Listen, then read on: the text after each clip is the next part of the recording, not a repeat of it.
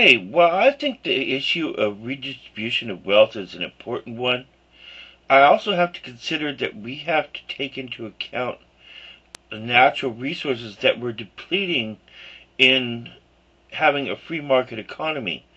So, this whole thing about either limiting the population and letting the people starve, or having a free market and letting them just, take out the environment is not an ideal solution in either case. What we need is a mixed economy where we can take into account the energy consumption of the environment or its resource potential into aspects of economy. And that makes a sort of eco point value. Now, how do you set this eco point value, especially at the cost of quality of life of a human being? Now, that I do not know. How do you put a plot of, let's say, a bird sanctuary against an intertown sprawl that could use some new development for positive reinforcement of, or just economic uh, betterment, beautification? I don't know. Just the quality of life. You know, and that is something I'm not sure about, and I don't know if we can ever be sure about. What was that called? That invisible hand of commerce or something, or economy? You can see its effect, but you can't see it itself. And if you try to put controls on it and prejudge it, you'll end up hampering it. But at the same time, we can get a better outline of it considering environmental issues with it. Once we realize that nature is prevalent, nature runs through everything, and so do we.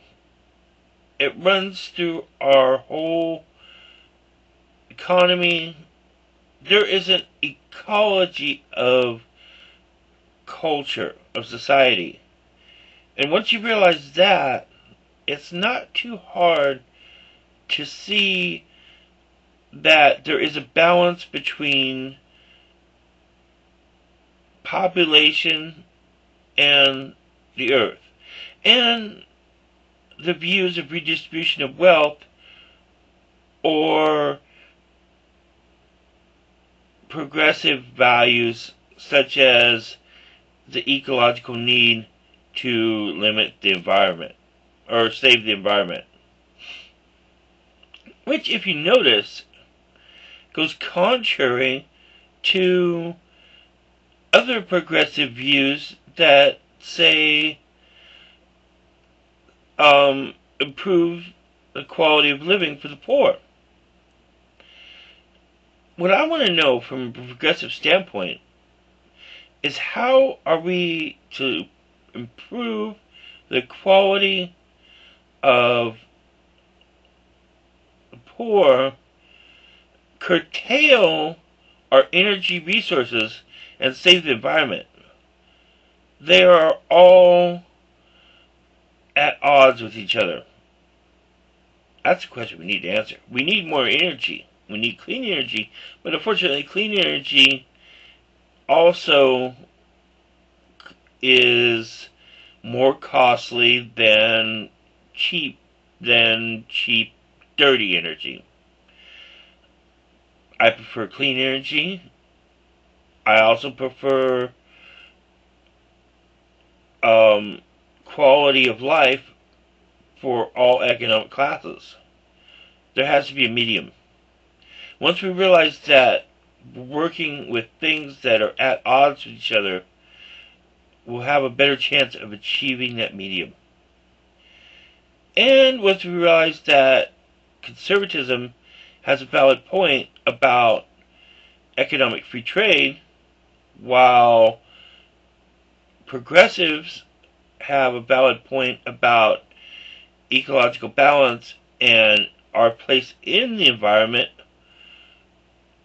and how that impacts trade and trade impacts environment, there needs to be an ecology of economy. Yes, that's it. We need to understand a Gaia theory of economy. There it is. The Gaia theory of economy. That's what we need. We need an ecology of economy and an economy of ecology. That may sound simplistic, but it is the duality that defines the importance of it. That's basically, in a very simplified version, what I believe. And that takes from both camps in our current two-party bipolar political compass. See, because I believe in a whole political compass, a political spectrum, and that's very important too. And that's why we need the balance. There needs to be something that addresses the libertarian, that is really part of both sides of the party, and the actual neoconservative and, well, progressive left. You know, I think that's very important. And in terms of food production, it is also very important that we balance that with our energy needs and our other resource needs, such as land, wealth, and I think there's a few others, I forgot them, but there's like 5 resources besides energy and land and I think food. I'll have to go look that up, but the important thing is that these things should be understood when we're talking about feeding people. What good is it to have an industrial society where people are killing themselves on freeways and old people die in rest homes, and yet we call that a bonus because of quality of life? No, we hide the problems of life in expensive industrial designs. You know, in the quiet halls of rest homes and hospitals, and on the side of freeways that you never see on the news, life's tragedy and nature's counterbalance, because all nature is growth and decay, and change happens in between. And that's life. That's nature. And that's what we're all dealing with on every issue. So,